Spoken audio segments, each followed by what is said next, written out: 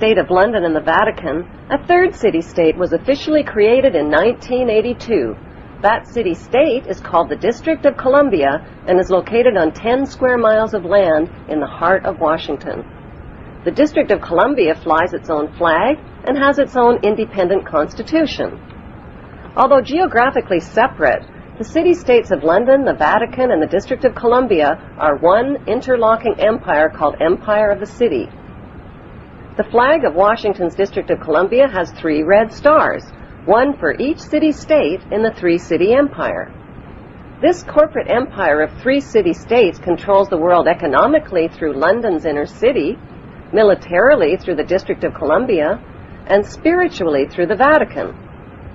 The Constitution for the District of Columbia operates under a tyrannical Roman law known as Lex Fori, which bears no resemblance to the U.S. Constitution. When Congress passed the Act of 1871, it created a separate corporate government for the District of Columbia. This treasonous act allowed the District of Columbia to operate as a corporation outside the original Constitution of the United States and outside of the best interests of American citizens. A sobering study of the signed treaties and charters between Britain and the United States exposes a shocking truth. The United States has always been, and still is, a British Crown colony. King James I was famous not for just changing the Bible into the King James Version, but for signing the First Charter of Virginia in 1606. That charter granted America's British forefathers a license to settle and colonize America. The charter also guaranteed that future kings and queens of England would have sovereign authority over all the citizens and colonized land in America stolen from the Indians.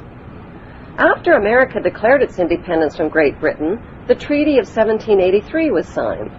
That treaty specifically identifies the King of England as the Prince of the United States and contradicts the belief that America won the War of Independence.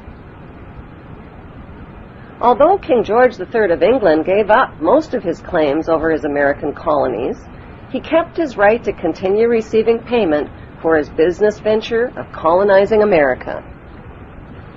If America had really won the War of Independence, they would never have agreed to pay debts and reparations to the King of England. When Congress passed the 13th Amendment to the Constitution, the U.S. President was made subservient to the King of England.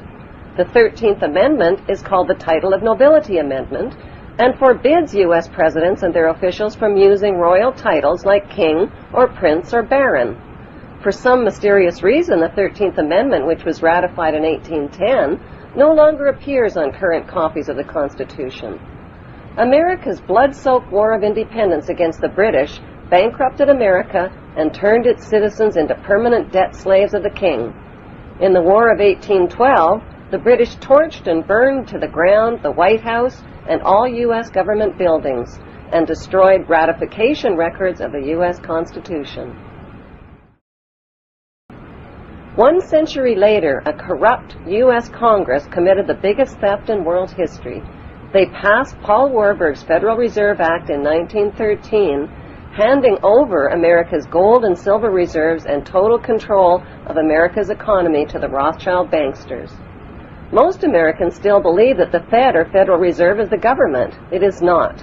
The Fed is a privately owned banking system whose majority Class A shareholders are the Rothschilds, Warburgs, Kuhn and Loeb, J.P. Morgan, Rockefeller, Israel Seif, and the Lehman Brothers. This private banking cartel is the Fed and is never audited and never pays taxes. They print and design America's money, which displays their symbols of an Egyptian pyramid, a Masonic all-seeing eye, and the words, "In God We Trust." Who exactly is the God they trust? They also collect American taxpayers' money through the IRS. Then they loan it back again with interest to pay for roads, bridges, and other public. Most U.S. citizens believe that the United States is a country and that the President is the most powerful man on earth. The United States is not a country. It is a corporation, and the President is President of the Corporation of the United States. He and his elected officials work for the corporation, not for the American people. Since the United States is a corporation, who owns the corporation of the United States? Like Canada and Australia, whose leaders are prime ministers of the Queen and whose land is called Crown Land, the United States is just another Crown colony. Crown colonies are controlled by the empire of 3 city-states. At the center of each city-state is a towering, phallic-shaped stone monument called an obelisk that points skyward. In D.C. city-state, the obelisk, known as the Washington Monument, was dedicated to Freemason George Washington by the Freemason Grand Lodge of the District of Columbia. The Secretive Brotherhood of Freemasons laid the Washington obelisk's cornerstone in 1848 and contributed 22 Masonic memorial stones. 250 Masonic lodges financed the Washington Monument obelisk, including the Knights Templar Masonic Order. At the heart of London city-state is a 187-ton, 69-foot-tall Egyptian obelisk called Cleopatra's Needle. It was transported from Egypt and erected on the banks of the River Thames. In Vatican City, another Egyptian obelisk towers high above St. Peter's Square.